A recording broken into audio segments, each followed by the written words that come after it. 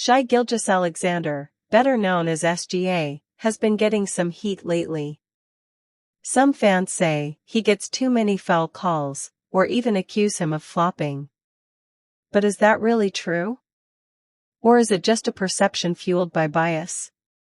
In this video, we dive into the data, free throw attempts, drives per game, foul rates, to find out if SGA is actually getting special treatment from the refs. Let's start with the most common criticism, that SGA gets too many free throws. So, I pulled the data and ranked all players who appeared in at least 50 games this season by total free throw attempts. At the top of the list? Giannis Antetokounmpo, leading by a wide margin. Right behind him, at number 2, is Shai Gilgeous-Alexander. Next, let's look at the ranking by free throws made. Thanks to his high percentage, SGA comes in at number 1. That's likely one of the main reasons he's getting so much criticism. He makes a lot of free throws. But the real question is, does he actually deserve that many trips to the line? Let's break it down. The NBA's official stats include detailed information on drives, not just how often a player drives to the basket, but what happens next. Did it lead to a score? An assist? A turnover? So in this next section, we'll use drive frequency as the foundation of our analysis. Now let's compare the number of drives per game for the players with the most free throw attempts. And as you can see, SGA stands out by far. He leads all players in total drives this season, averaging over 20 drives per game. That's a huge number. Next, let's calculate how many free throw attempts each player gets per drive. The higher the number, the more often they're drawing fouls when attacking the basket. And here are the results.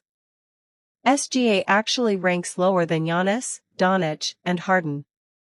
So despite all the criticism, it seems pretty clear, SGA isn't being unfairly rewarded with free throws. Now here's the top 20 ranking of players with the most free throw attempts per drive. This list includes players who played at least 50 games and averaged 1 or more drives per game. And as you can see, it's mostly forwards and centers dominating the top spots. Among guards, the highest names are Benedict Mathurin and Anthony Edwards. It's no surprise to also see Jimmy Butler in there, a strong, physical player who thrives on contact. But take note, SGA is not on this list. Even when looking across the entire league, he doesn't draw more free throws per drive than others. That said, since so many of the top names are big men, maybe we should dig a little deeper and see where SGA ranks among just guards. I picked out the top 20 scoring guards in the league. Then I plotted their drives per game on the x-axis, and free throw attempts per game on the y-axis. The more a player drives, the further right they are. The more free throws they take, the higher they appear. And once again, SGA clearly stands out, both in drives and free throws. I added a purple trend line to show the league average. Players on the line are drawing free throws at an average rate relative to how often they drive. Now, take a look at the red zone. Players like Anthony Edwards and Luka Doncic are getting more free throws than average for their drive volume. Maxey and Austin Reeves fall into that group too.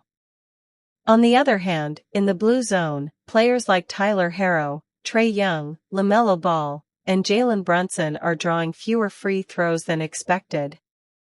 And what about SGA? He's almost exactly on the average line. So once again, the numbers show he's not being overly favored when it comes to foul calls. But now you might be wondering, what if SGA only gets fouls when shooting, not while driving? So I put together a chart showing fouls drawn per drive and free throw attempts per drive for each player. We won't go into every detail, but just by looking at the data, no player stands out as getting way too many foul calls or unfairly high free throw numbers. Whether a player ends up in the lower left or upper right really just reflects differences in play style. So we don't need to overanalyze that for now. So based on everything we've seen so far, it's pretty clear. SGA isn't drawing an unfair amount of fouls or getting too many free throws. But there's one more criticism out there. Some people claim he's a flopper. So, what exactly is flopping? It's when a player intentionally falls or exaggerates contact to trick the referees into calling a foul. Even with little or no contact, the player might act like they've been hit hard, hoping to draw a favorable whistle. But here's the thing. Flopping is now heavily penalized in the NBA. And the league publicly lists players who've been fined for it. SGA hasn't received a single flopping fine this season. And even last season, when the league fined 26 different players for flopping, SGA wasn't one of them. So the numbers speak for themselves.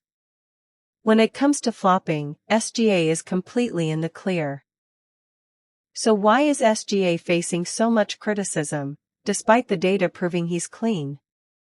Let's consider a few reasons. First, SGA is known for being quiet and low-key. He rarely makes bold statements or courts media attention. And in today's NBA, fans often expect superstars to have big personalities and charisma. That quiet demeanor might be misread as lacking presence or leadership. Second, there's the market size. SGA plays in Oklahoma City, which ranked 46th in TV market size for the 2024-25 season. That's fifth smallest among all NBA teams, meaning far less national exposure and media influence. And finally, SGA is Canadian. While the NBA is a global league, it's still heavily US-centric. American players tend to get more attention and support from domestic fans, media, and sponsors. That bias can subtly affect how international stars are perceived. Put it all together, and you start to see the picture. SGA is being unfairly judged, not because of how he plays, but because of where he's from, how he acts, and where he plays. And finally, let's put things into perspective by looking at other players who faced similar criticism. In the past, guys like James Harden, Chris Paul, and Trae Young were all called out for drawing too many fouls or manipulating the rules. But when we compare their numbers to SGA's, it's clear, he's not doing anything out of the ordinary. In fact, by comparison, his free throw and foul rates are modest. And just like with those players, the noise eventually fades, and their talent speaks louder than the criticism. So here's hoping SGA keeps doing his thing and gets the respect he deserves, on his own terms. So that's my breakdown of all the criticism surrounding SGA, backed by data and context. I'm not American or Canadian, but I truly admire what Shai Gilgeous-Alexander has accomplished.